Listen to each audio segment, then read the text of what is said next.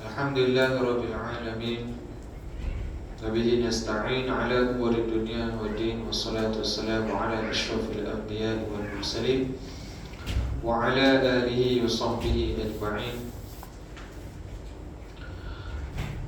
Man yahdihillahu fala mudilla lahu wa man yudlil fala hadiya lahu. Ashhadu an la ilaha illallah wahdahu la sharika lahu wa ashhadu anna sayyidina Muhammadan abduhu wa rasuluh. Subhanaka la ilma lana illa ma 'allamtana innaka antal alimul hakim. Rabbi yassir wa la tu'assir. Rabbi yassir wa la tu'assir. Rabbi yassir wa la tu'assir.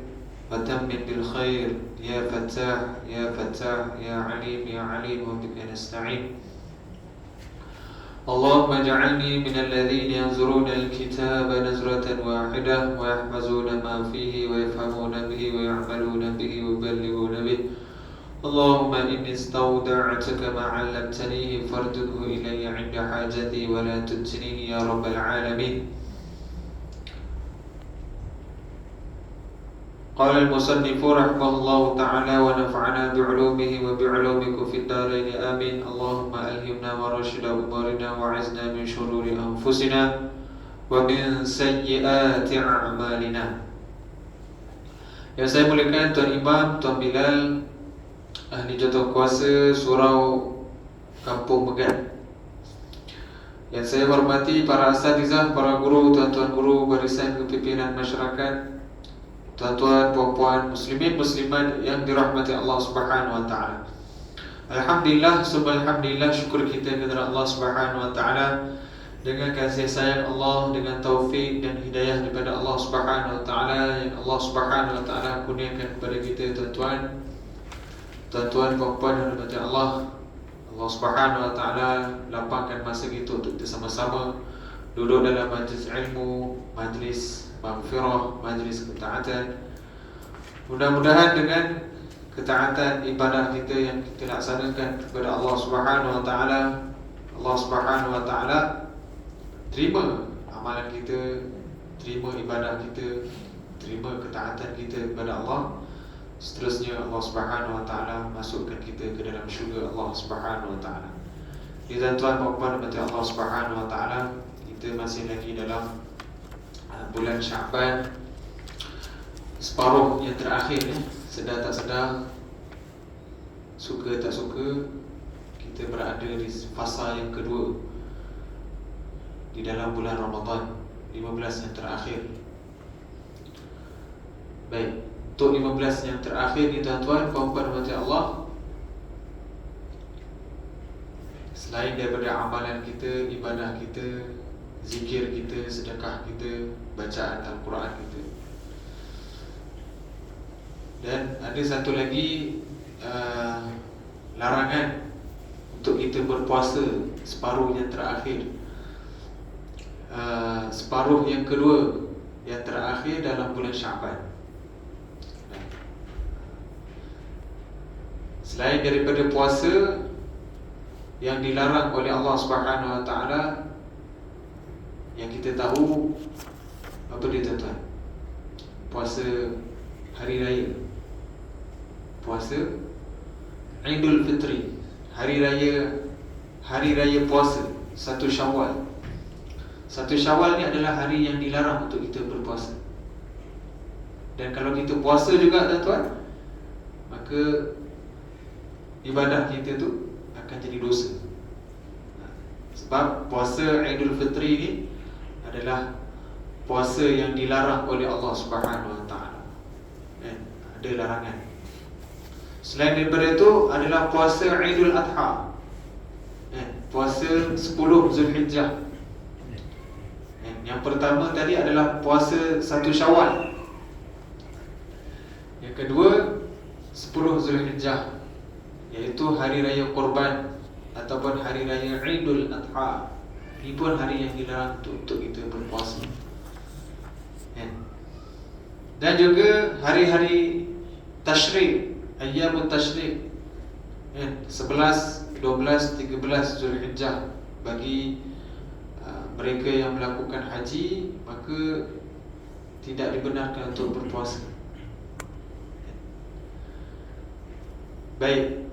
Dan selain daripada itu, hari puasa yang dilarang oleh Allah Subhanahu Wa Taala adalah 15 hari yang terakhir di dalam bulan Syaban. Inilah yang kita sedang Yang kita sedang berjalan ni tuan-tuan. 15 yang terakhir dalam bulan Syaban, kan? Disebut dalam kitab-kitab fiqh, kitab-kitab yang lain. Dan 15 hari yang terakhir dalam bulan Syaban adalah hari-hari yang dilarang untuk berpuasa. Kecuali tuan-tuan, pengharaman berpuasa 15 hari yang terakhir bulan Syaban ni bukanlah secara mutlak, kecuali bagi 3 jenis orang. Untuk 3 orang ni, untuk 3 golongan ni, maka dibenarkan, maka dibolehkan untuk berpuasa pada 15 hari yang terakhir dalam bulan Syaban. Yang pertama adalah orang yang wajib qada puasa dia.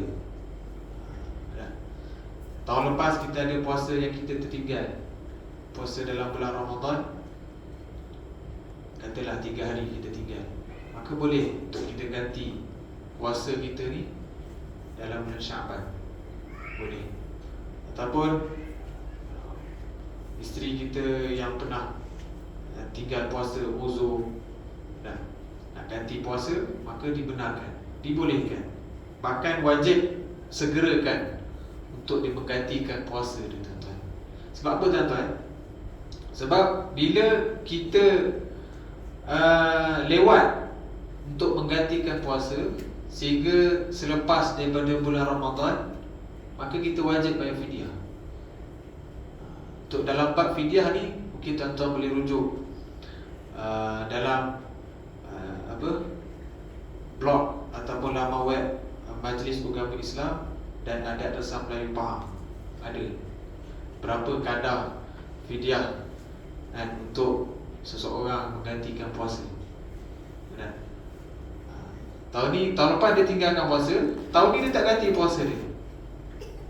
Sepatutnya sebelum bulan Ramadan ni dia kena ganti 3 hari, katalah 3 hari dia kena gantikan puasa dia, tapi dia tak tunaikan puasa dia. Dia ganti pula puasa yang dia tinggal tahun lepas tu, dia ganti lepas raya tahun ni, maka wajib untuk bayar fidyah. Puasa tu kena ganti juga, tuan-tuan. 1 hari puasa dia kena ganti dan wajib untuk dibayar 1 fidyah.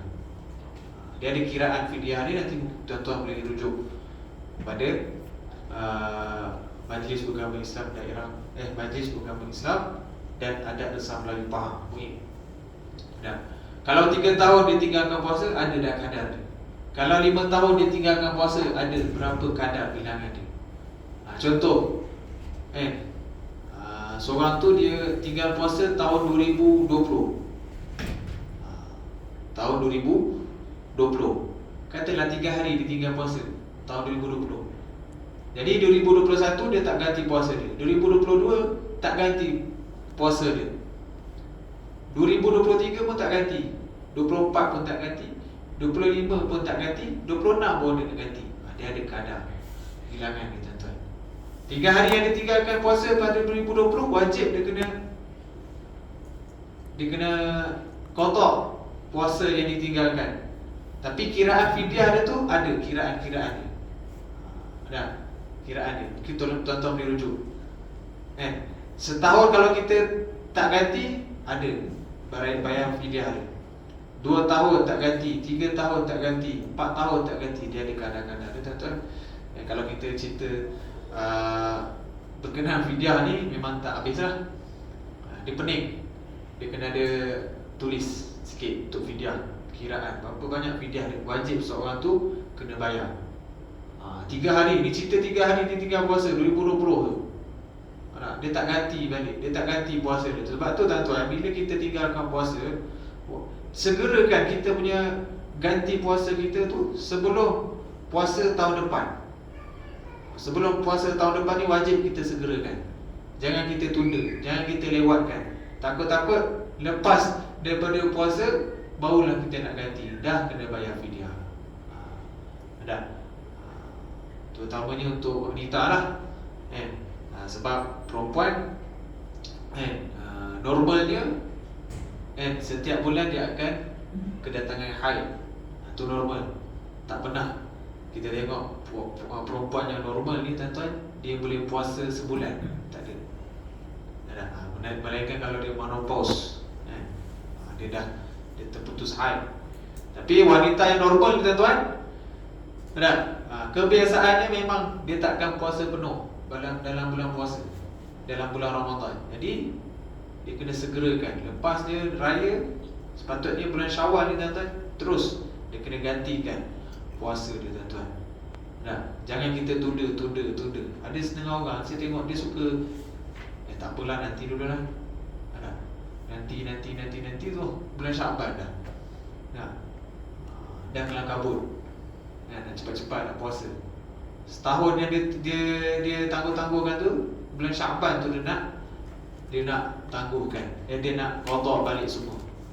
Kalau orang yang boleh tangguh, orang yang dia boleh tangguhkan puasa qada dia tu, dan dia boleh mampu untuk dia puasa sebelum daripada puasa tahun depan, maka boleh. Tapi kalau orang tu dia tangguh, lalah dia tak puasa. Dia tak puasa qada. Sepatutnya dia kena puasa sebelum daripada bulan Ramadan, dia tak puasa. Maka afdal untuk dia, kita afdal untuk orang yang macam ni, kita kena segerakan puasanya selepas daripada bulan Ramadan. Sepatutnya lepas bulan Ramadan tu segerakan puasa qada dia tuan-tuan. Dan jangan tangguhkan. Kalau tangguh-tangguh macam ni lah, kelang kabut, seminggu 2 minggu baru nak gantikan puasa dia. Jadi untuk orang yang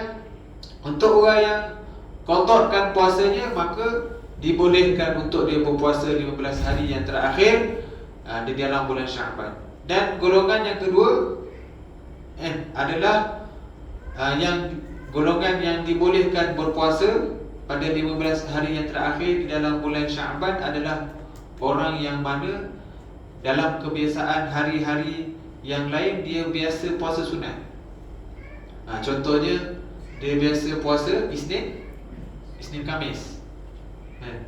Setiap minggu dia akan puasa Isnin Khamis. Contoh hari ni dia puasa, minggu depan dia puasa, Isnin berdepan dia puasa. Dia akan biasa Isnin Khamis. Ataupun selain daripada Isnin Khamis, dia biasa puasa hari-hari putih, ataupun dia panggil hari-hari Abyad, 13, 14, 15. Setiap bulan dia akan puasa hari-hari putih. Setiap bulan dia akan puasa hari-hari putih. Maka orang yang kedua ni tuan-tuan, golongan yang kedua ni dibenarkan untuk berpuasa 15 hari yang terakhir dalam bulan Syaban. Contohnya hari ni hari Khamis, dia dah biasa dah puasa hari Khamis, dia boleh puasa hari Khamis. Minggu depan hari Isnin dia boleh puasa hari Isnin. Kemudian hari Khamis dia boleh puasa.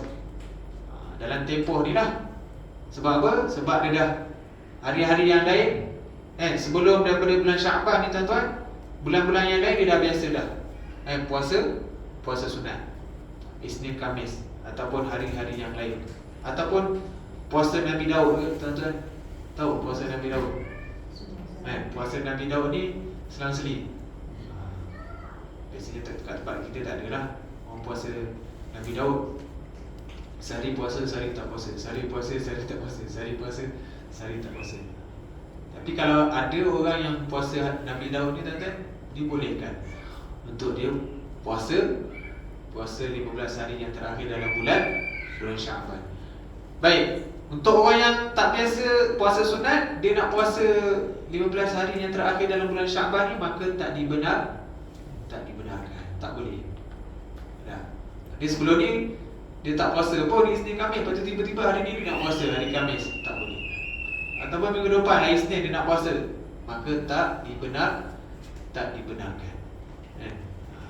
Dia tak kena faham tuan-tuan. Dan yang terakhir, untuk orang yang dibolehkan berpuasa 15 hari yang terakhir dalam bulan Syaban adalah orang yang mana pada 15 Syaban dia berpuasa. Dia berpuasa pada 15 Syaban. Kan kita kata contohlah separuh daripada separuh yang kedua dalam setiap bulan ni bermula hari apa? Hari yang ke-16. 1 sampai 15 di bulan, ini separuh yang pertama. Separuh yang kedua 16 sampai 20 ataupun 16 sampai 29. Katalah Syaban yang ada 29, ada yang 30. Tapi ianya bermula daripada 16 Syaban. Tak silap saya 16 Syaban hari semalam lah, hari Rabu 16 Syaban. Semalam adalah 17. Malam ni adalah malam ke-18. Betul, malam ke-18. Baik. Jadi daripada 1 Syaban sampai 15 Syaban ni adalah bulan yang fasa yang pertama. 15 hari yang pertama dan 15 hari yang kedua adalah bermula daripada 16 sampai 30 Syaban. Baik. Untuk orang yang dia nak puasa 16 sampai 30 Syaban ni, dia kena wajib untuk puasa 15 hari yang ke-15, tuan-tuan.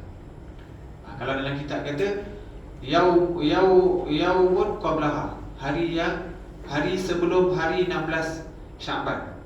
Sehari sebelum 16 Syaban. Ada hari yang ke-15 Syaban. Jadi orang yang nak puasa 15 hari yang terakhir dalam bulan Syaban ni, dia kena puasa hari yang ke-15 Syaban. Maka bermulanya hari 15 Syaban ni, maka dia boleh berpuasa hari yang ke-16, hari yang ke-17, 18, 19, 20 sampailah hari yang ke-30 Syaban. Faham kan? 15, 16, 17, 18, 19, 20 sampailah 30 Syaban. Dia boleh berpuasa, tak ada masalah. Untuk orang yang ketiga ni, dia tak ada kaitan dengan orang yang pertama dengan orang kedua. Orang pertama tadi wajib qada. Dia qadakan puasa dia. Orang yang kedua, dia puasa, dia dah biasa puasa sunat. Tapi untuk orang yang ketiga ni, dia tak ada kaitan dengan orang yang kedua dengan orang yang pertama. Dia memang nak puasa bulan Syaban, 15 hari yang terakhir dalam bulan Syaban, maka dia kena puasa sehari sebelum 16 Syaban, maka barulah dia boleh berpuasa pada 15 hari yang terakhir dalam bulan Syaban. Syarat dia kena puasa 15 Syaban dulu, hari yang ke-15 Syaban. Baik, contohlah dalam masalah ni, dia puasa 15 Syaban, 15 Syaban dia puasa, 16 Syaban dia puasa, 17 dia puasa, kemudian 18 dia puasa. Katalah 19 Syaban dia tak puasa, 19 Syaban dia tak puasa, maka 20 Syaban tu boleh tak dia berpuasa? Jawapan dia tidak boleh. Dia mesti dalam masalah ni dia kena berturut-turut.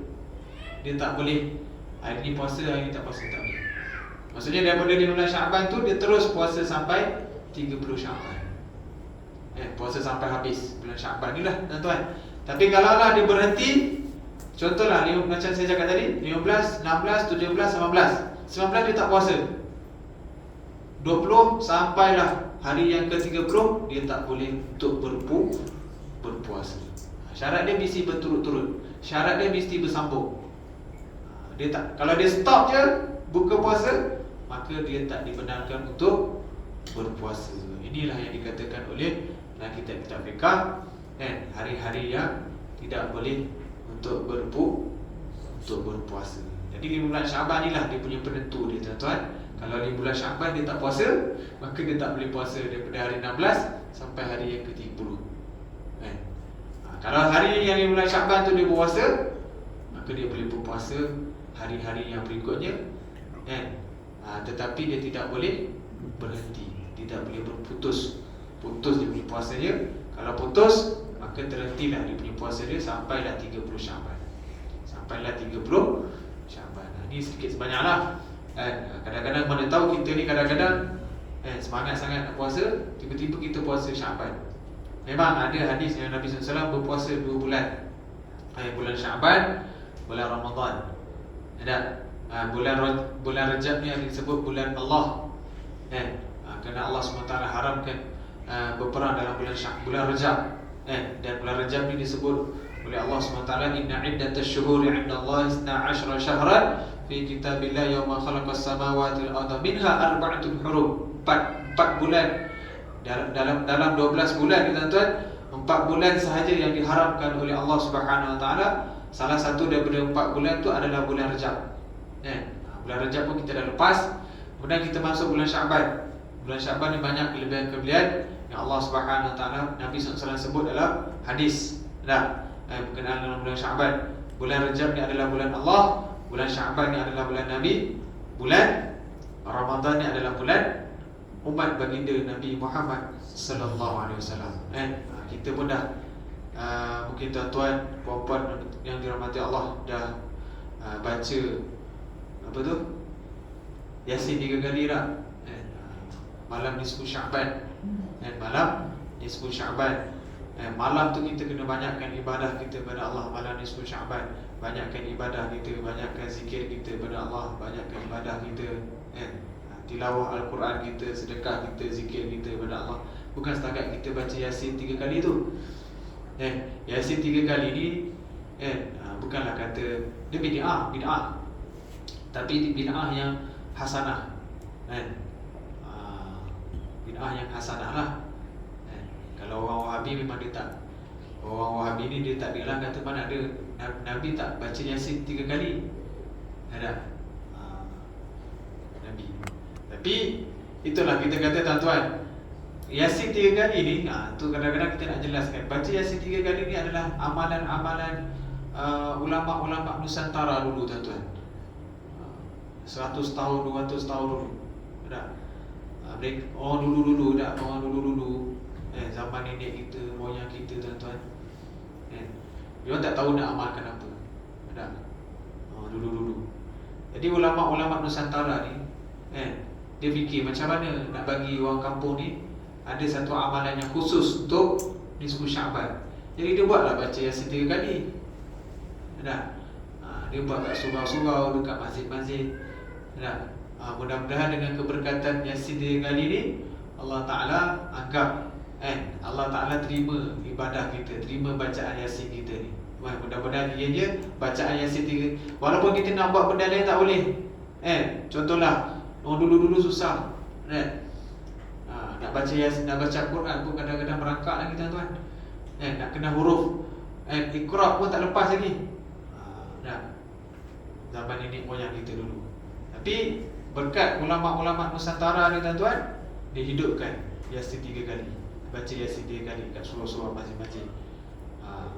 Tapi sekarang ni kita alhamdulillah, kebanyakan kita semua dah tahu, dah faham Al-Quran, dah faham, dah pandai baca Al-Quran. Mungkin tuan-tuan puan-puan boleh tambah lagi. Boleh tambah lagi baca satu juz ke, satu hari, satu malam tu tuan-tuan, bacalah zikir ke, apa-apa amalan yang khusus untuk selawat ke, terpulang.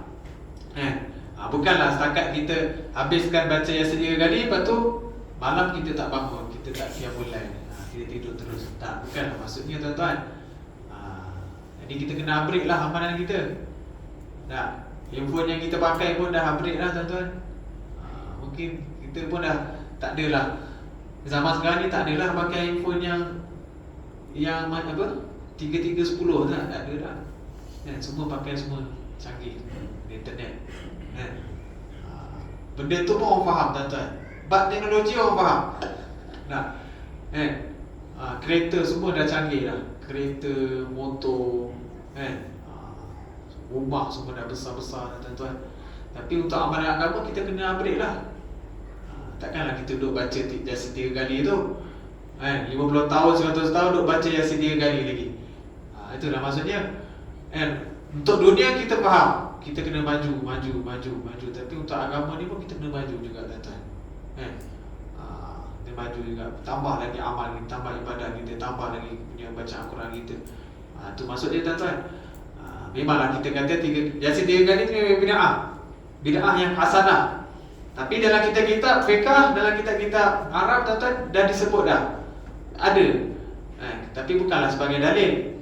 Tapi ianya adalah satu amalan ulama-ulama yang terdahulu, bila malam nisfu Sya'ban, maka mereka menghidupkan malam nisfu Sya'ban dengan baca Yasin sebanyak tiga kali, tuan-tuan. Saya boleh sebut hadis yang Nabi SAW suruh kita tekankan untuk hidupkan malam nisfu Sya'ban ini dengan beribadah kepada Allah Subhanahu Wa Taala.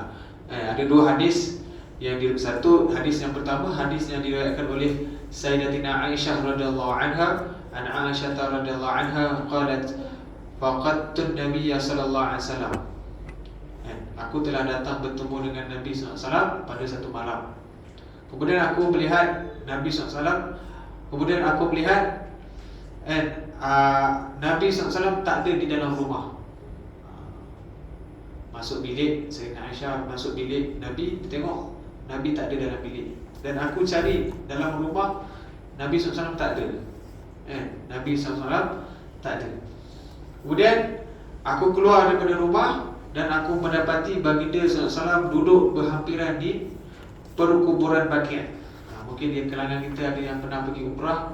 Kubur Baqi' ini di sebelah dengan Masjidin Nabi, Masjidin Nabawi, ada perkuburan Baqi'.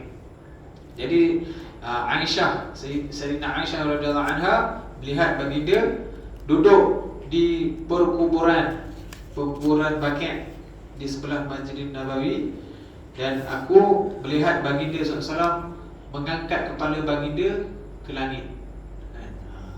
Mengangkat kepala baginda ke langit. Lalu bila Rasulullah SAW perasan, Aisyah radhiyallahu anha datang kepada Nabi, dia pun bagi tahu kepada Aisyah, ya Aish, ataupun ya Aisyah, wahai isteriku, adakah kamu takut bahawa hak kamu dirampas oleh Allah Subhanahu Wa Taala dan Rasulnya? Itu soalan Nabi SAW kepada Sayyidina Aisyah. Kemudian aku pun menjawab, yakni Aisyah radhiyallahu anha menjawab kepada Nabi SAW, tidak halal bagiku yang demikian. Cuma aku menyangka bahawa kamu pergi mendatangi sebahagian daripada isteri-isteri yang lain. Yalah, sebab Aisyah dia pergi datang ke rumah, dia tengok Nabi tak ada ke rumah. Mungkin dia sangka yang Nabi SAW pergi jumpa dengan isteri-isteri yang lain. Ada. Nabi kan kahwin 11. Kita tak boleh lah kahwin 11 lah. Tak. Dia kadang-kadang kita faham. Saya sentuh juga bab ni. Ada sunnah Nabi yang kita tak boleh ikut, yang Nabi SAW boleh ikut. Setiap sunnah Nabi kita kena ikut. Tapi tak semua sunnah Nabi yang kita kena ikut. Tu dalam mantik tu, tuan-tuan. Dalam mantik. Setiap sunnah wajib kita kena ikut sunnah Nabi SAW. Tapi tak semua sunnah kita boleh ikut. Contohnya kahwin 6 dia kahwin 11 ni, tuan-tuan. Nabi kahwin 11, kita tak boleh kahwin 11. Walaupun kita cakap ini Nabi kahwin 11, tak boleh. Kita dah disyaratkan kahwin paling banyak 4 je. Masuk 5 tak boleh. Tapi Nabi boleh. Tu ada, itu sebab saya cakap ada sunnah-sunnah Nabi yang kita tak boleh ikut, yang Nabi SAW boleh ikut. Dah banyak lagi sebenarnya, tuan-tuan. Jadi bila Aisyah tengok, dia sangka Nabi SAW tak ada, Nabi SAW pergi kepada isteri-isteri yang lain. Tapi sebenarnya tak. Nabi SAW pergi perkuburan Baqi'. Dan Nabi SAW bersabda kepada Sayyidatina Aisyah radhiyallahu anha, yang mafhum dia, inna Allah Ta'ala yanzilu lailatan nisbi min Sya'ban ila as-sama'i dunya fayaghfiru la akthara min adadi sya'ri ghanami kalbi wa huwa ismu qabilah. Sesungguhnya wahai Aisyah radhiyallahu anha, sesungguhnya Allah Subhanahu Wa Ta'ala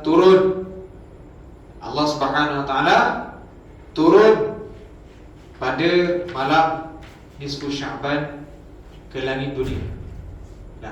Allah Ta'ala turun ke langit dunia, dan dia akan mengampunkan dosa-dosa hamba-Nya lebih banyak daripada bilangan bulu yang ada pada badan kambing Bani Kilab.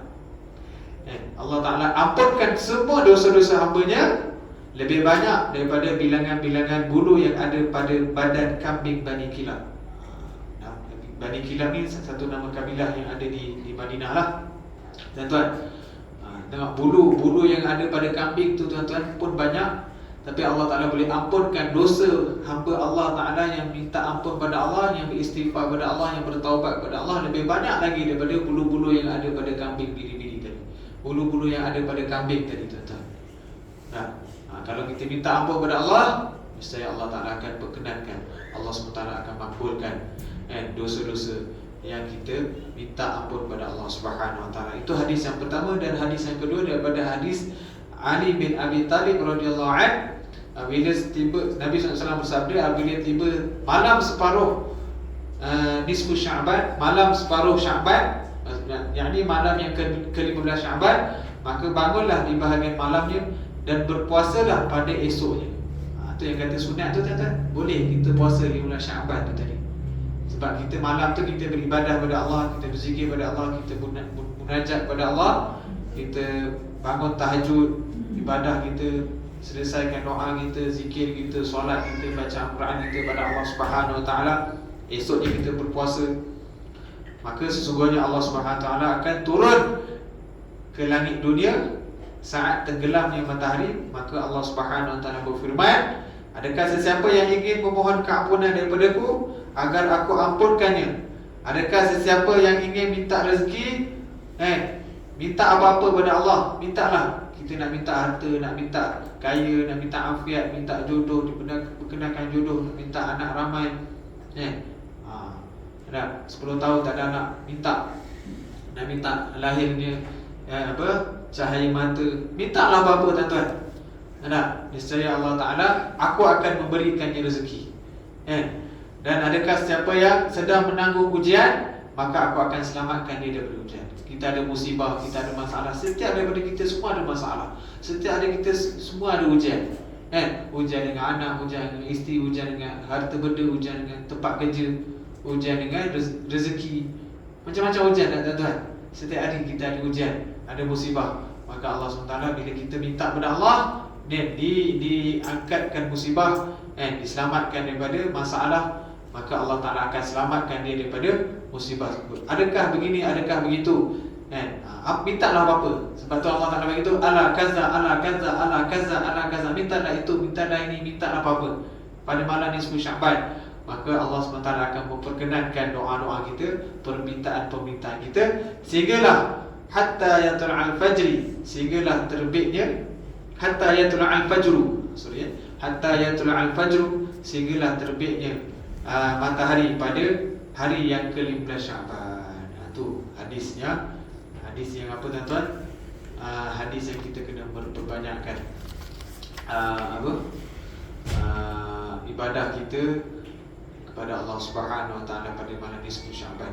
Mungkin ada di kalangan kita, di kalangan tuan-tuan dan puan, tanyalah siapa yang pada malam nisfu Sya'ban yang mana mereka telah banyakkan beribadah pada Allah, berzikir pada Allah, minta ampun pada Allah, bertaubat, beristighfar pada Allah.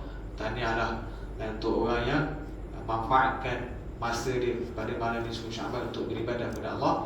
Dan kalau orang yang tak ada kesempatan untuk nak minta, nak dapat beribadat pada malam nisfu Sya'ban ni, tak apa, tak nampak lagi tuan-tuan. Tapi sebenarnya nak beribadah ni tuan-tuan, nak berzikir, bertahajud, dia bukan satu malam dia tuan-tuan, setiap hari. Kita ni kadang-kadang kita ikut suasana. Memanglah bagus tuan-tuan, ada kelebihan-kelebihan. Sebenarnya ada hari-hari yang dimustajabkan doa tu satu kelebihan. Tapi tak adalah kita lepas kita dah buat, esok kita buat dosa.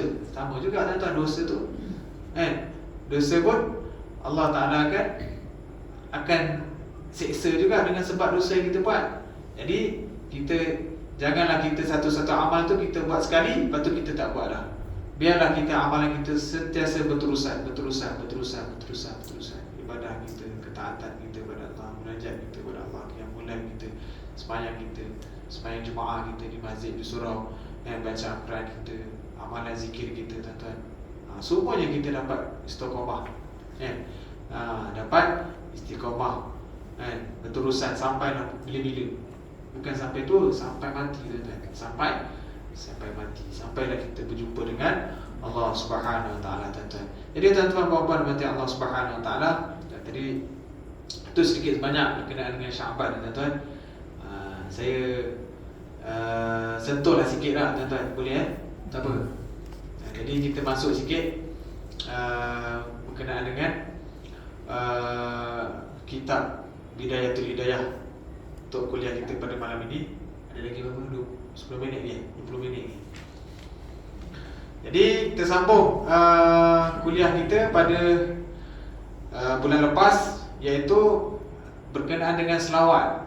Berkenaan dengan selawat ya tuan-tuan betul saya sambung, saya ulang balik dia punya dalam kitab tu. Selawat dan salam ke atas sebaik-baik makhluknya, iaitu Nabi Muhammad sallallahu alaihi wasallam, kemudian rasulnya, kemudian hamba-Nya. Wassalatu wassalamu ala khairi khalqi Muhammadin rasulihi wa abdihi wa ala alihi wa sahbihi man ba'da. Selawat dan salam ke atas sebaik-baik makhluknya. Siapa dia sebaik-baik makhluk? Nabi Muhammad sallallahu alaihi wasallam, rasul dan hamba-Nya, dan juga kepada ahli keluarga dan para sahabat radhiyallahu anhu, dan juga pengikut-pengikut baginda. Pada bulan lepas saya membincangkan selawat dan salam ni adalah satu apa? Satu kecintaan kita, tanda cintanya kepada Nabi SAW. Itu selawat. Selawat ni adalah merupakan satu tanda kasih sayangnya kita kepada Nabi Muhammad SAW. Baik, untuk ulama bagi tahu, untuk kecintaan Nabi ni dia ada 4 kecintaan. Untuk dalam mazhab kita ni, mazhab tauhid lah tuan-tuan, dalam bab akidah kita ni, dalam mazhab fiqh kita ada 4 mazhab yang besar. Mazhab Syafi'i, mazhab Syafi'i, mazhab Hambali, mazhab Maliki, dan juga mazhab Hanafi. Itu dari segi fiqh. Dan dari segi tauhid, dari segi akidah, kita ada 2 mazhab yang selalu disebut kalau tuan-tuan dengar biasa dalam khutbah kedua kita punya mazhab berlandaskan pada mazhab Syafi'i, dan kita punya bab akidah kita berlandaskan kepada ahli sunnah wal jamaah, bermazhabkan kepada 2 mazhab, iaitu Al-Imam Maturidiyah dan juga Imam Abu Musa Al-Ash'ari. Ada 2, Asy'ariyah dan juga Maturidiyah. 2 mazhab yang besar di dalam bab tauhid ni tuan-tuan. Selain daripada 2 ni, maksudnya bila kita beriman selain daripada 2 ni, maksudnya akidah kita ni diragui. Akidah kita diragui. Sebab tu kita ni selalu disebut mazhab Syafi'i. Kalau bab akidah ahli sunnah wal jamaah bermazhabkan mazhab Maturidiyah dan juga Al-Asy'ariyah, Abu Musa Al-Ash'ari. Kalau Maturidiyah dipanggil Imam Abu Mansur Al-Maturidi. Kalau dalam bab tasawuf, kita akan belajar mazhab Imam Al-Ghazali rahimahullah ta'ala. Inilah kita belajar Imam Al-Ghazali dalam bab tasawuf. Dia semua kita ada pegangan dia. Setiap ilmu yang kita belajar ni, kita ada satu sandaran, kita ada satu pegangan, ada satu prinsip, supaya prinsip kita ni tuan-tuan, bila kita contohlah macam mazhab Syafi'i, kenapa kita kena dalam kehidupan kita, dalam ilmu fiqh kita kena bermazhab? Sebab bila kita ke mazhab, kita ikut ulama, kita ada sandaran. Bukan kita main ikut ni, seorang bab sembahyang kita ikut ni, bab zakat kita ikut ni, bab haji tak, dia bercelaru tuan-tuan. Selagi kita boleh ikut mazhab Syafi'i, kita ikut dia. Sebab tu kita jangan pening-pening. Kejap ikut ni, kejap ikut ni, kejap ikut sunnah, kejap ikut hadis, kejap ikut. Tak, kita ikut je yang mazhab Syafi'i, kita ikut dia, dah. Takkanlah mazhab Syafi'i ni sesat. Takkanlah mazhab Syafi'i, Imam Syafi'i ni apa yang dibuat ni, Imam kabir, Imam mujtahid. Nah, kalau kita sangkal je tuan-tuan, kalau kita menolak je Imam Asy-Syafi'i, tuan-tuan, seolah-olah kita menolak agama. Macam tu tuan-tuan. Seolah kita siapa kita, tuan-tuan? Kalau kita nak tolak Imam Syafi'i, tuan-tuan, nak tolak mazhab, siapa kita nak tolak mazhab? Tak, sedangkan zaman kita ni, tuan-tuan, tak ada orang yang sama taraf dengan Imam Asy-Syafi'i, tak ada sama taraf dengan Imam Maliki, tak ada sama taraf dengan Imam Hanafi, Imam Abu Hanifah, Imam Maliki, Imam Ahmad bin Hanbal. Tak ada. Tak ada orang zaman sekarang ni, tak ada yang sama selevel, yang kita boleh panggil mujtahid, tuan-tuan, mujtahid mutlak. Mufti memang ramai, tapi mufti tak sama macam mujtahid, tak sama fatwa dia punya tu, sama macam level dia tu tak sama macam Imam Asy-Syafi'i. Tapi itulah kita nak kata, kita punya ego kita ni, tuan-tuan, kita tolak mazhab, tolak ni, tolak Imam Syafi'i, tolak Imam Hanafi, Imam Abu Hanifah rahimahullah ta'ala, kita tolak Imam Maliki. Seolah kita tidak beradab dengan ulama-ulama, seolah kita tak beradab dengan mujtahid mutlak. Sedangkan mereka itulah orang yang paling pakar sekali, orang yang faqih dalam agama, orang yang paling rasikh fil ilm, orang yang mendalami dalam ilmu agama, tuan-tuan. Datanya kita, orang kata orang alim celup, belajar dengan internet, cek GPT, macam-macam kita belajar. Kita belajar dengan Mr. Google, dah kita ni orang yang paling layak selevel dengan Imam Syafi'i. Siapa kita, tuan-tuan? Siapa kita? Bukan setakat kita tolak, bahkan kita membenci ulama-ulama yang terdahulu, tuan-tuan. Ini pun masalah juga, tuan-tuan. Masalah yang berlaku di kalangan kita sekarang ni, zaman sekarang ni, tuan-tuan, zaman sekarang ni. Kebelakangan ni 10 tahun yang sekarang ni, tuan-tuan, banyak ulama-ulama kita tengok, ustaz-ustaz sekarang, belajar universiti sikit, dapat PhD sikit, ni sikit, doktor sikit, dah. Saya punya makam ni, level saya ni dah sama macam Imam Syafi'i dah. Sebenarnya ulama dulu buat tak betul. Dia pun cakap macam ni. Sebenarnya macam ni, orang dulu pun, dia sangkal macam-macam pendapat ulama-ulama yang terdahulu, tuan-tuan. Jadi bahaya. Jadi tuan-tuan, puan-puan kata Allah, itulah bab akidah ni, tuan-tuan, bab akidah, akidah ahli sunnah wal jamaah. Kalaulah keempat-empat perkara ni kita tak cinta, salah satu daripada 4 perkara yang sepatutnya kita cinta, kita kena beriman, dia tak beriman, dia tak cinta, salah satu daripada 4 ni, maka iman dia tu tak sempurna. Iman dia tu sakit, iman dia tu ada masalah. Pertama, cinta kita kepada Nabi. Dalam ahli sunnah wal jamaah, mesti seorang tu cinta kepada Nabi, secara mutlaknya. Bila seorang tu dah ucap kalimah la ilaha illallah, dah masuk agama Islam, pertama sekali mesti dia kena cinta kepada Nabi. Cinta kepada Nabi. Bila cinta kepada Nabi ni, kita kena ikut apa yang Nabi SAW suruh, apa yang Nabi SAW syariatkan kepada kita, dari segi ibadahnya, dari segi muamalahnya, dari segi munakahatnya, dari segi akhlaknya, dari segi muasyarahnya. Ada 5 kan, tuan-tuan. Ada 5. Ibadah, muamalah, munakahat, muasyarah, akhlak. 5 perkara ni kita kena ikut sunnah Nabi Muhammad SAW. Ikut cara agama. Cara agama macam mana?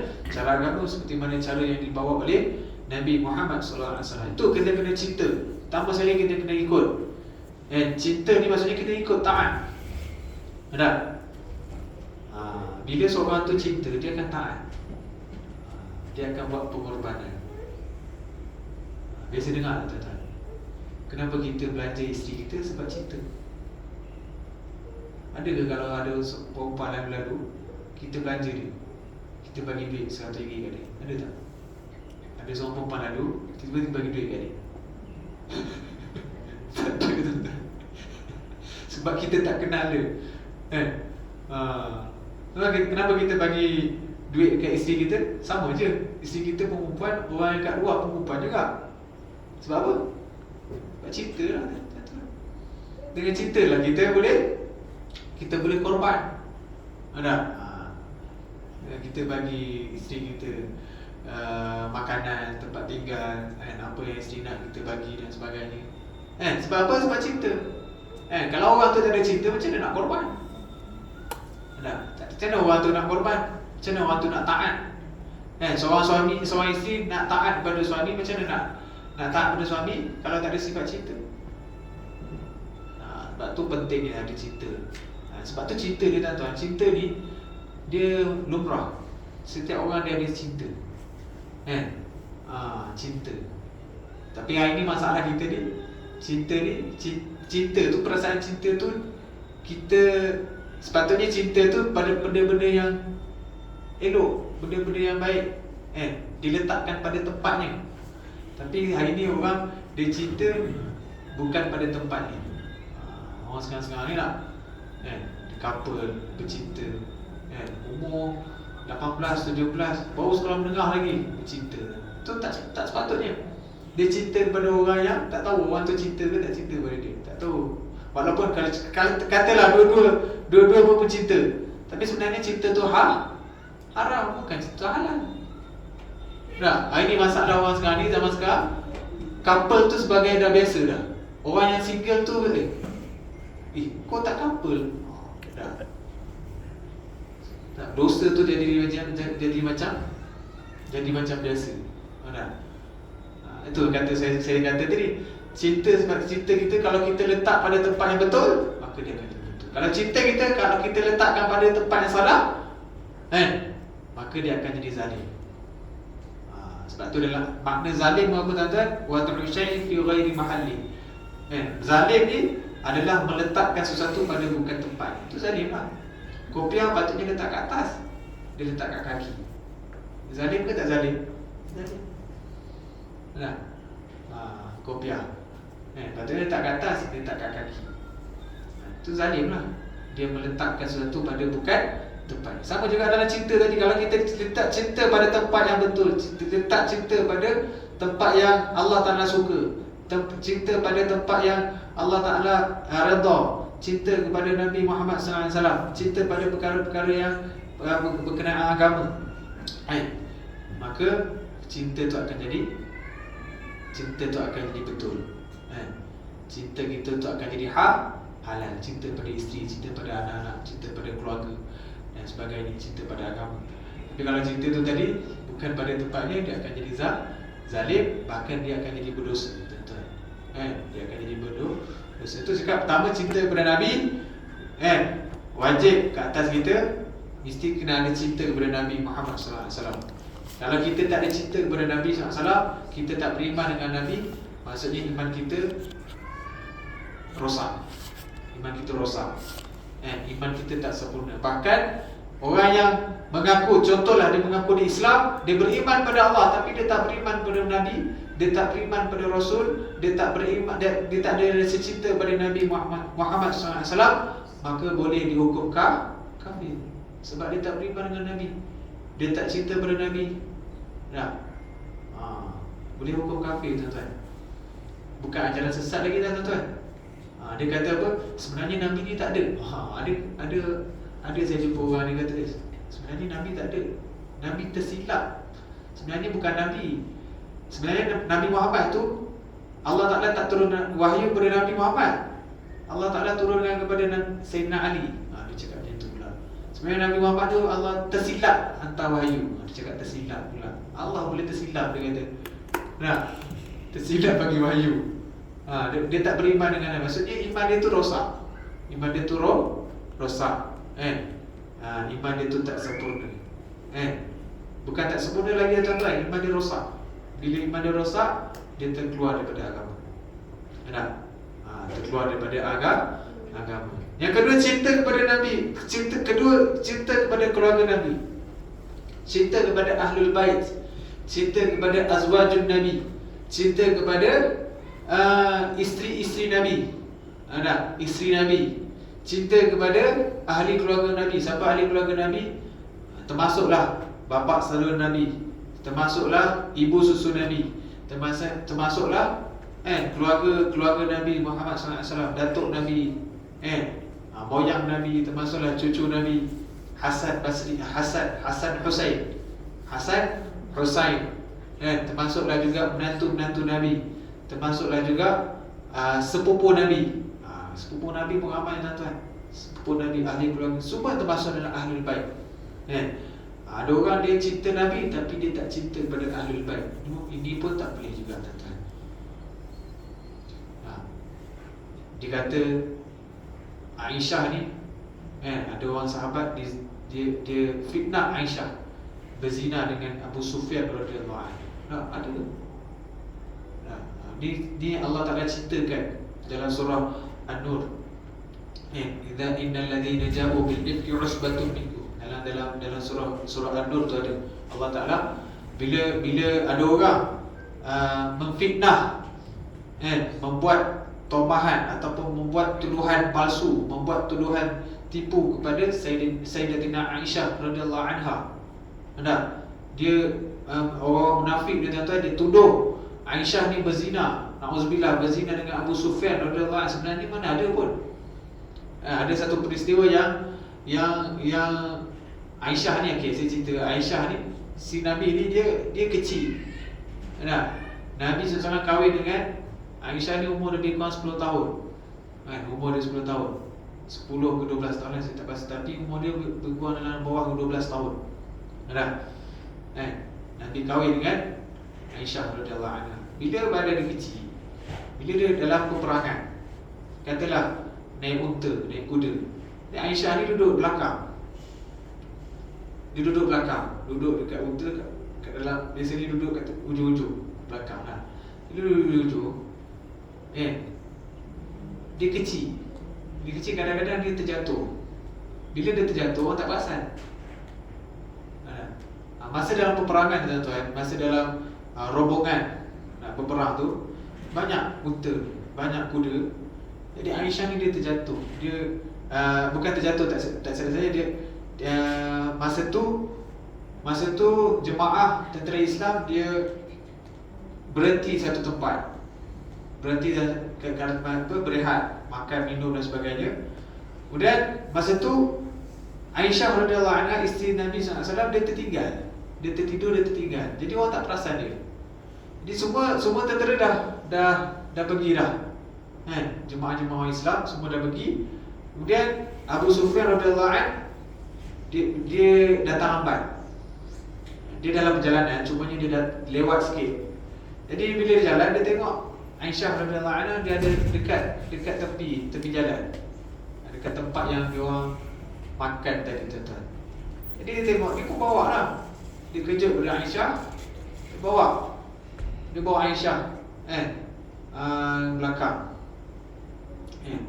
memboncengkan Sayyidina Aisyah radhiyallahu anha di atas tunggangan. Jadi bila dia jalan-jalan, sebelum Abu Sufyan radhiyallahu anhu sampai pada tempat orang Islam jadi tuan-tuan, berita tu kata tu orang munafik tadi, dia zaman dulu punyalah, walaupun WhatsApp tak ada. Sekarang ni cepat dah. Zaman dulu lagi cepat tuan-tuan. Sebelum Abu Sufyan sampai pun berita-berita tentang tuduhan-tuduhan palsu, tuduhan yang tomahan yang buruk, fitnah-fitnah yang dilontarkan kepada Sayyidina Aisyah radhiyallahu anha, begitu teruk sini. Sehingga kan Nabi SAW pun memalingkan wajah mulia baginda SAW kepada Sayyidina Aisyah radhiyallahu anha. Sampai tahap macam itu tuan-tuan. Sampai sahabat pun betul ke? Sampai Allah Ta'ala ceritakan dalam Al-Quran, innal ladzina Allah Ta'ala bersihkan. Allah Ta'ala sendiri bersihkan nama Sayyidina Aisyah radhiyallahu anha daripada tomahan-tomahan, daripada fitnah-fitnah yang dilakukan oleh orang-orang munafik tuan-tuan. Itu sampai saat macam itu tadi. Itu sampai tahap orang munafik. Isteri Nabi, kalau kita fikir tuan-tuan, takkanlah isteri Nabi nak buat. Nak bagi tahu tuan-tuan, ada orang pun dia benci pada isteri Nabi, benci pada keluarga Nabi, benci pada keluarga Nabi. Nah, keluarga Nabi Hasan Hussein pun dibunuh. Ada. Cucu Nabi pun orang bunuh, tuan-tuan. Cucu Nabi pun orang bunuh. Jadi untuk kita ni tuan-tuan, orang yang ada kalimah la ilaha illallah, kita kena cinta pada Nabi. Kedua, cinta pada keluarga Nabi. Yang ketiga, cinta pada sahabat Nabi. Sahabat Nabi pun kita kena cinta. Sahabat ada berapa? 124,000 sahabat. Sahabat siapa? Sahabat orang yang beriman dengan Nabi. Sahabat siapa? Orang beriman dengan Nabi, orang yang hidup dengan zaman Nabi, orang yang bersohbah dengan Nabi, orang yang mati beriman dengan Nabi Muhammad SAW. Itu sahabat. Ada orang dia tak, ada orang Syiah dia mengkafirkan sahabat. Mereka bukan tolak sahabat, bahkan mereka mengkafirkan sahabat. Mereka mengkafirkan Abu Bakar, mereka mengkafirkan Umar radhiyallahu anhu, mereka mengkafirkan semua sahabat-sahabat yang lain. Dia kata sebenarnya sahabat Nabi ni tak ada. Itu orang yang terkeluar daripada agama. Iman dia tak sempurna. Bukan iman dia tak sempurna lagi dah, iman dia terkeluar daripada. Orang Syiah ni tuan-tuan, Syiah ni sebenarnya bukan ajaran sesat. Syiah ni dia terkeluar daripada agama dah. Bila terkeluar daripada agama ni maksudnya kafir. Sebab dia tak beriman dengan sahabat, dia tak beriman dengan Nabi Muhammad SAW. Dia terkeluar terus. Dia anggap Ali ni adalah Nabi Ali. Sebab tu mereka sambut 10 Muharram. Mereka kata 10 Muharram ni adalah tarikh keramat, tarikh yang mana tak silap saya Ali ataupun Hasan Hussein dibunuh pada 10 Muharram. Jadi untuk nak menuntut bela, mereka cederakan. Ada kalau kat Indo tu dia tepuk-tepuk je. Kalau dekat belah sana tu, belah Iran tu, dia ambil pisau, dia macam ni, dia cedera, dia lukakan. Seolah-olah macam itulah hari 10 Muharram tu adalah hari untuk dia mengampunkan dosa-dosa dia. Allah Ta'ala ampunkan dosa-dosa dia dengan cara dia mencederakan badan-badan mereka. Itu sahabat, cinta pada sahabat Nabi Muhammad SAW. Sayyidina Abu Bakar, Sayyidina Umar, Sayyidina Osman, Sayyidina Ali radhiyallahu anhu, semua sahabat-sahabat yang lain. Ada 10 sahabat yang dijamin syurga oleh Allah Ta'ala. 10 orang sahabat yang dijamin syurga.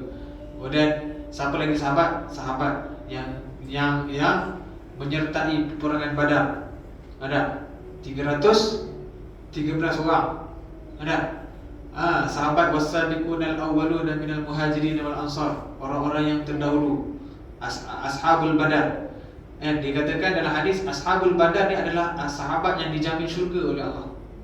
313 ni. Sebab tu orang yang menyertai, sahabat yang mana menyertai 313 orang ni, yang menyertai peperangan Badar ni, tuan-tuan, dia punya level dia tak sama dengan sahabat-sahabat yang lain. Level dia tinggi. 313 orang ni sama darjat dia dengan Nabi, bawah sikit je. Tapi sahabat-sahabat ni semua bawah. 313 ni orang kata orang legend lah, orang yang awalin, orang yang bersama dengan Nabi Muhammad SAW, orang yang berperang bersama Nabi. Sebab tu sahabat ni banyak. Jadi kita kena beriman dengan semua sahabat-sahabat Nabi. Kita kena beriman. Semua sahabat-sahabat Nabi kita kena ada cinta pada sahabat-sahabat Nabi Muhammad SAW. Dan yang keempat, yang terakhir adalah cinta kepada apa yang dicintai oleh Allah. Ada cinta kepada apa-apa yang dicintai oleh Allah Subhanahu wa Ta'ala. Cinta kepada agama, cinta kepada apa-apa yang Allah Ta'ala tuntut kepada kita, apa-apa yang Allah Ta'ala inginkan daripada kita, tuan-tuan. Agama lah. Sebab tu cinta ni, tuan-tuan, cinta kepada Allah, cinta kepada Nabi, cinta daripada empat perkara ni, kita tak boleh lebih daripada cinta kepada Allah dan Rasul ni, kita kena letak atas sekali, tuan-tuan. Cinta kepada Allah dan cinta kepada Rasul ni, kita kena letak atas. Kita tak boleh letak bawah. Cinta kepada agama, cinta kepada Allah, cinta kepada Rasul, kita tak boleh letak bawah. Kita tak boleh letak cinta isteri kita atas, melebihi cinta kita kepada Allah dan Rasul. Tak boleh. Nah, kita tak boleh sayang harta kita melebihi daripada sayangnya Allah dan Rasul. Sebab tu dalam dunia ni tuan-tuan, kita jangan letak perasaan cinta selain daripada Allah lebih daripada cinta kepada Allah dan Rasul. Sebab bila kita letak cinta selain daripada Allah ni, melebihi Allah dan Rasul, bila-bila Allah Ta'ala tarik je, maka kita akan rasa kecewa yang bersangatan. Contohlah, kita terlampau sangat sayang isteri kita, sayang betul-betul isteri kita, sayang keluarga, sayang macam-macam kita sayang. Sayang kita tu mengatasi cinta kita kepada Allah dan Rasul. Sampaikan kita ni semayang pun kita tak semayang.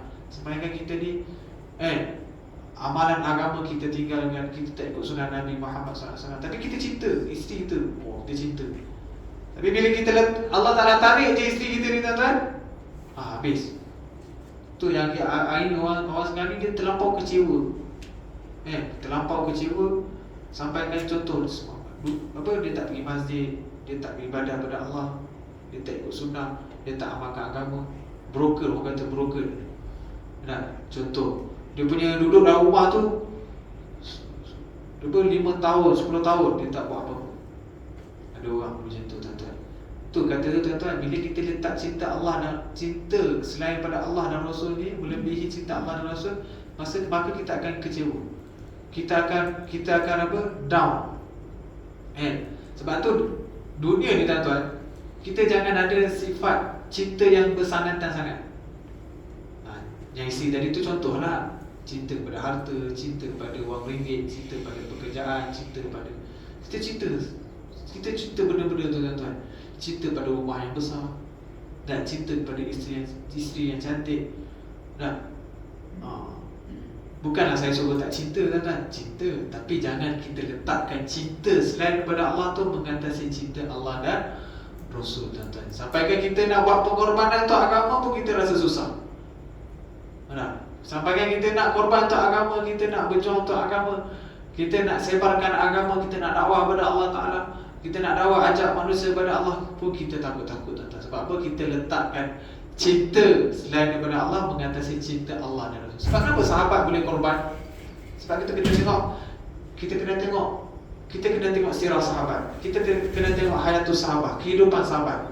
Sahabat siapa? Sahabat orang beriman dengan Nabi. Macam mana sahabat? Sahabat adalah orang yang meletakkan Allah dan Rasul yang melebihi segala-galanya tuan-tuan. Melebihi segala-galanya. Sahabat tengah perang apa semua, orang biasa kalau perang apa semua dia akan ingat anak isteri, ingat rumah, ingat rumah, ingat kebun apa. Tak, sahabat orang yang pertama sekali dia akan ingat Nabi. Nabi macam mana? Dalam peperangan Uhud, Nabi SAW kena panah, kena macam-macam, dibaling batu dan sebagainya. Masa tu gigi Nabi SAW ada yang pecah, luka-luka Nabi SAW masa tu kena panah. Dalam peperangan Uhud, Nabi SAW, tentera orang Islam kena bunuh. Dalam peperangan Uhud, tentera Islam kalah, dikalahkan oleh tentera musyrikin Mekah. Jadi masa tu Nabi SAW sendiri kena cedera, Nabi SAW kena luka dan sebagainya. Sehingga kan ada yang berita daripada orang Islam mengatakan yang Nabi SAW telah dibunuh. Nabi SAW wafat. Sayyidina Umar radhiyallahu anhu, dia jumpa sahabat-sahabat yang beritahu berita yang Nabi SAW wafat, dia akan beritahu apa akan pancung orang yang menyatakan Nabi SAW mati, Nabi SAW dibunuh. Orang yang pertama yang mereka ingat adalah Nabi Muhammad. Mereka tak fikir orang lain dah lagi. Sahabat-sahabat mereka tak fikir orang lain. Sahabat mereka tak fikir anak keluarga, isteri, kat rumah dan sebagainya, kebun. Apa yang mereka fikirkan, macam mana kehidupan Nabi, macam mana keadaan Nabi Muhammad SAW. Sifat cinta mereka kepada Nabi, sifat cinta mereka kepada Allah Subhanahu Wa Taala, sehinggalah mereka boleh korbankan harta diri masa mereka untuk bangunkan agama Allah SWT. Inilah kita nak belajar. Nak belajar letakkan cinta Allah dan Rasul ni dalam hati kita. Cinta Allah. Ada. Cinta Allah dan Rasul ni kita letak atas kepala. Agama ni tentang kita kena letak atas kepala. Dunia ni kita letak kat tangan. Dunia ni apa? Anak, isteri, keluarga, apa semua letak kat tangan. Benar? Bisnes, kerja, kebun, semua kita kat tangan. Bila agama goyang, kita akan lepaskan dunia, kita akan ke depan ke agama. Tapi kita hari ni, kita letak dunia ke atas, tapi kita letak agama kat tangan. Benar? Tak apalah, tak sembahyang lah. Tengah rancak niaga ni, contoh lah. Kita start pasar malam pukul 3. Benar? Pukul 4.30 azan asar. Allah dah panggil lah. Allah apa? Masjid dah azan, bila dah lakukan azan dah. Masa tu tengah rancak lagi. Ada orang beli. Ni aku kalau tinggal niaga ni, macam mana ni customer aku lagi? Ada. Dia letak dunia tu kan dekat atas kepala. Dia masih lagi macam mana ni? Dia sayangkan perniagaan dia. Itu tak apa lagi kan? Dia lewatkan solat. Ada kadang-kadang kita tengok orang yang berniaga, orang yang sibuk bekerja, sampai kau solat pun dia tak pernah solat. Solat pun dia tinggalkan. Kadang-kadang dia kotorkan solat dia, tuan-tuan. Kadang-kadang contoh kalau kita kerja office, contoh pukul 8 sampai pukul 5. Jadi pukul 4.30 dia keluar. Pukul 4.40 azan dah. Pukul 4.30 tu dia sembahyang zuhur, tuan-tuan. Dah. Pukul 4.30 tu dia sembahyang zuhur. Pukul 4.40 baru dia sembahyang asar. Dia jamakkan juga. Dia jamakkan zuhur dengan asar. Itulah keadaan agama kita, tuan-tuan. Macam mana kita nak minta pada Allah? Macam mana Allah Ta'ala nak bagi kita, nak bekatkan rezeki kita macam mana? Agama, dalam bab semayang pun kita kadang-kadang tak jaga. Bukan cerita bab lain, dalam bab semayang. Itulah keadaan agama kita, itulah realiti kehidupan orang Islam ini. Hari ini kita letakkan kita letakkan cinta dunia ni mengatasi cinta agama. Kita letakkan cinta selain daripada Allah melebihi cinta kepada agama. Macam mana kita nak belajar korban untuk agama? Macam mana kita nak cakap tentang berperang, berjuang untuk agama? Tak usahlah kita nak cakap cerita tentang berjuang untuk agama, sedangkan bab semayang sendiri pun kita fail, tuan-tuan. Bab semayang, bab fardu ain, bab semayang 5 waktu, sehari semalam pun kita dah gagal, tuan-tuan. Macam mana kita nak jadi macam sahabat? Macam mana kita nak maju dalam agama? Macam mana kita nak Allah Ta'ala turunkan bantuan Allah? Sebab tu kalau kita tengok adalah hadis-hadis berkenaan dengan dakwah ni, tuan-tuan. Ada satu masa nanti bila kita doa, Allah Ta'ala tak perkenankan doa kita. Bila kita minta pada Allah, Allah Ta'ala tak kabulkan doa kita. Sebab apa? Sebab kita letakkan cinta selain daripada Allah melebihi cinta Allah dan Rasul. Jadi tuan-tuan dan puan kata Allah, mudah-mudahan Allah Ta'ala beri kita kefahaman supaya Allah Ta'ala letakkan pada dalam hati kita, dalam diri kita, cinta pada Allah dan Rasul melebihi segala-galanya. Letakkan cinta Allah dan Rasul dulu, barulah kita cinta pada lain. Bukanlah saya nak suruh tak cinta isteri, tak cinta anak, dah. Ustaz Ashraf ni, saya dengar nanti dia beritahu kat kawan-kawan. Saya dengar Ustaz Ashraf ni ceramah dekat Surau Megat, dia kata jangan cinta isteri, macam-macam lah kata. Yang cinta anak, dia anak tu tak kebuluh tu makan. Jadi dia pergi semayang, janji duduk dalam surau je. Itu sebenarnya jahil. Dia duduk dalam surau pagi sampai malam. Dekat Marah ada seorang. Kat Marah ada seorang, saya tak nak cerita siapa, tapi kat Masjid Marah tu ada seorang lah. Dia duduk dekat masjid, dia tidur kat masjid. Dia dah pernah kahwin 2 kali. Isteri yang kedua ni minta tebus talak. Dia tak pergi mahkamah. Jadi isteri dia tu gantung tanpa bertali. Nak kata cerai pun tidak, nak kata kahwin pun tidak. Yang suami tu tadi tak pernah balik rumah. Tak bagi nafkah apa-apa pun. Itu nama dia jahil, tuan-tuan. Duduk dalam surau dah. Kerja tak kerja. Saya tengok dia punya baca Quran dia tak betul juga. Dia banyak salah baca. Dia tak pergi belajar pun. Dia tak pergi belajar dengan ustaz-ustaz mana. Saya tak nak begitu apa sebab ada, benda ni ada, berlaku. Saya cakap benda ni berlaku. Itu namanya jahil. Nama dia jahil. Jahil. Duduk dalam surau, duduk dalam masjid, konon-konon orang kata dia ni orang jemaah masjid. Semayang, duduk. Semayang pun tak betul juga. Banyak benda lah sebenarnya. Sebab tu kita bila nak beramal ni kita kena ada guru. Saya boleh kata yang dia berguru dengan guru yang salah. Tu yang dia sampai tahap ni tu. Sebab dulu dia bomba, dia tak pencin pun, dia berhenti. Kira ada masalah. Bila dia berhenti bomba tu, kira ada masalah. Kenapa dia berhenti bomba tu? Saya malas nak cerita, nak korek lah cerita dia lah. Tapi bila dia berhenti tu, masalah lah. Mungkin dengan perangai dia dan sebagainya macam tu, sehingga membuatkan daripada sekarang dia memang dia tak kerja. Makan Maggi dia sehari. Kadang-kadang dia minta dia orang. Dia minta. Orang yang dia kenal dia minta, ada tak RM10? RM10 ke RM5. Sebab tu kita kadang-kadang untuk amal agama ni kita kena berguru.